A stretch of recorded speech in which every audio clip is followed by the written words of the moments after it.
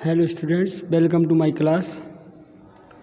BA first year के लिए आज का टॉपिक है the elegy.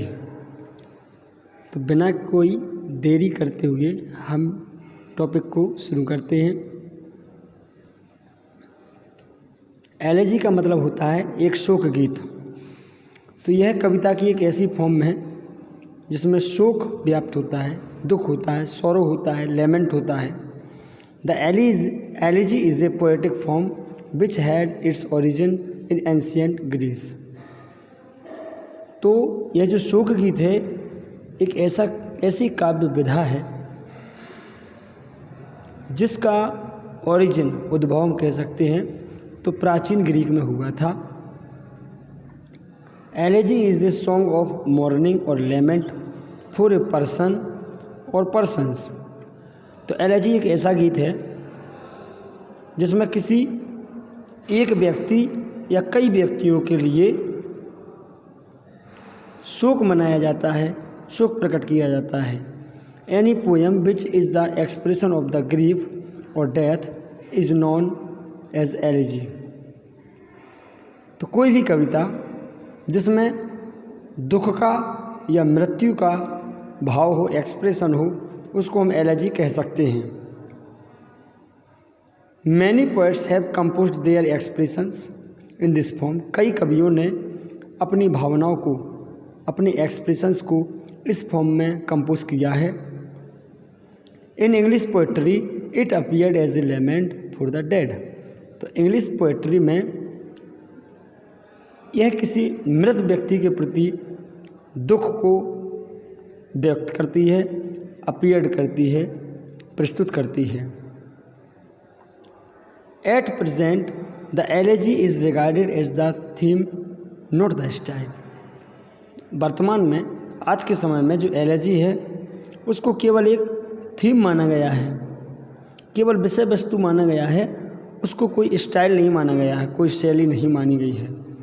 It takes its name from its subject matter not from its style. तो इसको एलेजी नाम मिला है इसके सब्जेक्ट मैटर की वजह से, मतलब इसकी विषय वस्तु की वजह से, इसकी शैली की वजह से नहीं, इसकी स्टाइल की वजह से नहीं। It takes its name from its subject matter not from its style while no rules are used for the elegy. जबकि एलेजी के लिए कोई भी नियम नहीं अपनाए जाते हैं। The theme must be mournful. बस आपको केवल थीम का ख्याल रखना है कि थीम होनी चाहिए कैसी, मोर्नफुल होना चाहिए, सॉरोफुल होना चाहिए, दुखद होना चाहिए। It may also be inspired by some other serious themes such as the failure in love और the fall of a famous city. इसमें और भी चीज़ें इंस्पायर की जा सकती हैं किसी गंभीर सीरियस थीम पर, जैसे कि प्यार में, प्रेम में असफलता या किसी प्रसिद्ध शहर का पतन होना। ये भी थीम रखी जा सकती है शोकपूर्ण घटना में, शोकपूर्ण फॉर्म में, एलेजी में। ठीक है। इन शॉर्ट, तो हम शॉर्ट में कह सकते हैं कि it is composed as a tribute to something which is loved and is lost.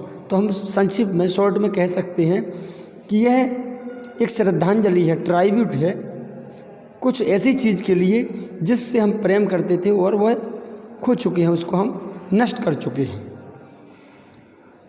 तो जिस चीज़ से हम प्रेम करते थे और वह खो गई है, उसके लिए हम जो दुखद पंक्तियाँ लिखते हैं वही पंक्तियाँ एलेजी बन जाती हैं। ठीक है। तो एलेजी को दो भागों में बांटा गया है।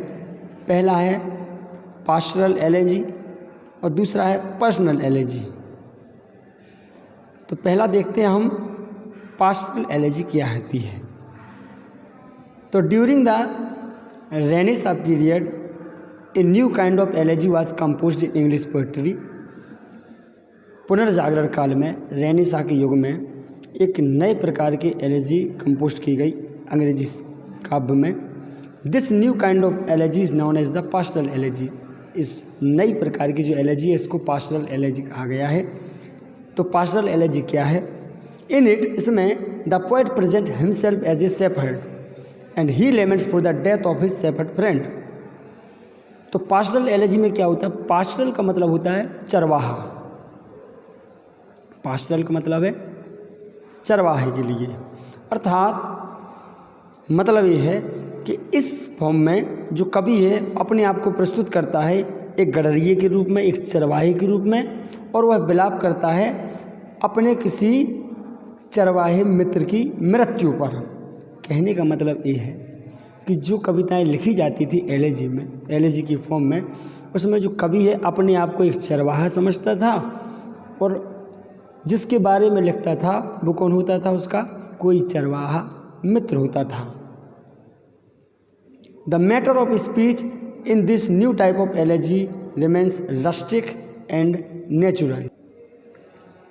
तो इस प्रकार की जो स्पीच होती थी इस नई एलेजी में, तो वह स्पीच रस्टिक होती थी और नेचुरल होती थी।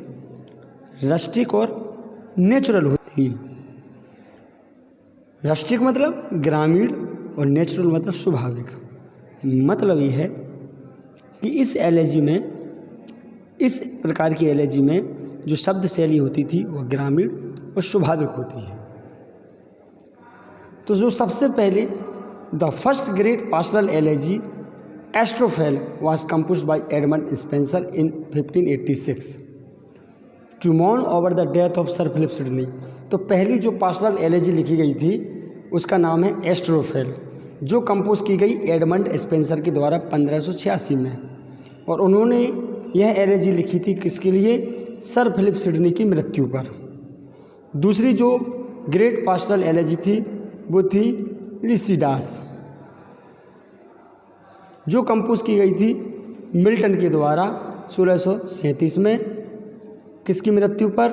अपने एक मित्र की मृत्यु पर जिसका नाम था एडवर्ड शेली। सॉरी, एडवर्ड शेली नहीं, एडवर्ड। अपने मित्र एडवर्ड की मृत्यु पर शोक में लिखी थी जॉन मिल्टन ने 1637 में इस नाम से, लिसिडास के नाम से। शेली की जो एडोनेस है, यहाँ फुल स्टॉप है, एडवर्ड के बाद full stop. King Edward, kind नहीं, किंग एडवर्ड, राजा एडवर्ड के ऊपर लिखी थी मिल्टन ने। और शेली की जो एडोनेस है वह तीसरी ग्रेट पास्टरल एलेजी है जो 1821 में कंपोज की गई थी, और यह लिखी गई थी जॉन कीट्स की मृत्यु पर। तो जॉन कीट्स की मृत्यु पर विलाप लिखा था, लेमेंट्स लिखा था, शोक लिखा था। किसने? पीबी शेली ने। किस एलेजी में? एडोनेस में। ओके। और जो चौथी ग्रेट पास्टरल एलेजी थी वो आर्नोल्ड की थी, थायरिसिस, जो 1867 में कंपोज की गई, 1867 में। इसमें कवि विलाप करता है क्लॉफ की मृत्यु पर। इस प्रकार से many wonderful pastoral elegies have been composed in which these great poets have revealed the philosophy of life.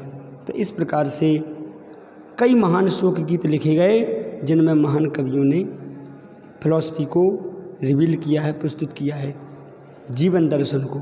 Philosophy मतलब जीवन दर्शन, तो जीवन दर्शन को, फिलॉसफी ऑफ लाइफ, जीवन के दर्शन को रिवील्ड किया है, प्रस्तुत किया है।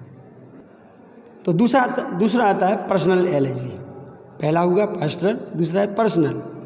तो in 1750 there appeared a new kind of elegy and it was Gray's elegy written in country churchyard. तो आपको पता है, आपके कोर्स में भी है थॉमस ग्रे की elegy written in a country churchyard. तो एक नई प्रकार की एलेजी का उदय हुआ जो ग्रे ने लिखी थी। In this elegy the pastoral convention was not use and a natural style was adopted. तो इस एलेजी में जो पास्टरल कन्वेंशन था, मतलब जो पास्टरल एलेजी में जिस प्रकार से लिखा जाता था चरवाहे के रूप में, उस प्रकार से यहाँ चरवाहे के द्वारा चरवाहे के लिए नहीं लिखी जाती थी, बल्कि इसमें एक नेचुरल स्टाइल को स्वीकार किया गया, अपनाया गया, एडॉप्ट किया गया। In this poem the poet laments the fate of the poor village buried in a country churchyard. तो जो थॉमस ग्रे की जो एलेजी है, elegy written in a country churchyard, इस कविता में जो कवि है वह विलाप करता है गरीब गांव वालों के भाग्य पर। कौन से? हैमलेट गांव के पूर्वज, forefathers. The other poets who compose this type of elegy are Tennyson and Arnold. और भी अन्य कवि जिन्होंने इस प्रकार की एलेजी कंपोज की है उनमें नाम है Alfred Lord Tennyson and Arnold. Tennyson presents his philosophy of life in his famous elegy in memoriam. तो टेनिसन प्रस्तुत करते हैं अपनी फिलॉसफी, जीवन की फिलॉसफी को अपनी फेमस एलेजी इन मेमोरियम में। तो ये टेनिसन की एलेजी है In Memoriam. So is the case with Matthew Arnold who is partly subjected and partly objective in his elegy Rugby Chapel composed on the death of his father. तो so is the case, इसी प्रकार से Matthew Arnold ने भी अपनी जो elegy है रगबाई chapel में ऐसे ही सब्जेक्टिव ऑब्जेक्टिव केस रखे हैं। मतलब अपने पिता की मृत्यु पर इसी प्रकार की भावनाएं रखी हैं। कहने का मतलब है कि उन्होंने भी इसी विधा को अपनाया और उन्होंने एक शेफर्ड के रूप में नहीं लिख के अपने पिता की मृत्यु पर लिखा है, इसलिए यह पर्सनल एलेजी बन गई। तो पर्सनल का मतलब है अपने किसी रिश्तेदार, किसी मित्र को ही संबोधित करते हुए लिखना। पास्टरल में क्या होता था कि अगर अपने मित्र के लिए लिख रहे हैं, उसमें भी अपने मित्र के लिए लिखते थे पास्टरल में, लेकिन उसमें उस व्यक्ति का नाम नहीं आता था या उसके लिए प्रोनाउन यूज नहीं होते थे कविता में, बल्कि वहाँ शेफर्ड फ्रेंड के रूप में अपने जिस व्यक्ति के बारे में लिखते थे उसको शेफर्ड के तौर पर प्रस्तुत किया जाता था, प्रेजेंट किया जाता था। बट इसमें ऐसा नहीं है। One essential quality of the elegy is that it should be sentimental. तो सबसे आवश्यक जो क्वालिटी है एलेजी की वो ये है कि इसको सेंटिमेंटल होना चाहिए।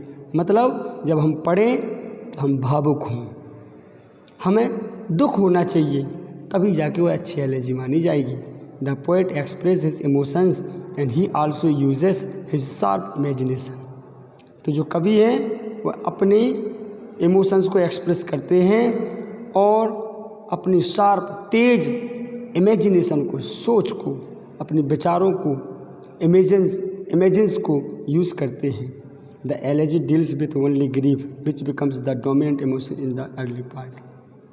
जो एलेजी है उसमें मात्र दुख होता है, जो शुरुआती भाग में ही हमें नज़र आ जाता है इमोशंस के द्वारा। मतलब हम जैसे ही एलेजी पढ़ेंगे हमारे अंदर एक इमोशंस जाग जाते हैं।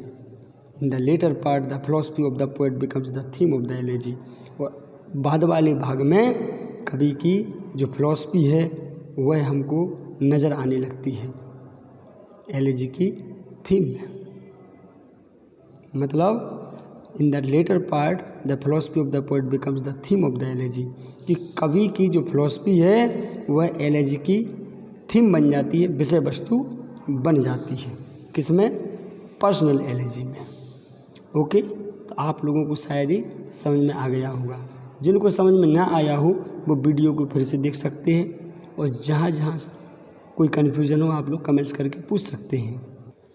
तो आज की वीडियो में इतना ही। आप लोग पढ़ते रहें, अपना ख्याल रखें। Thank you very much.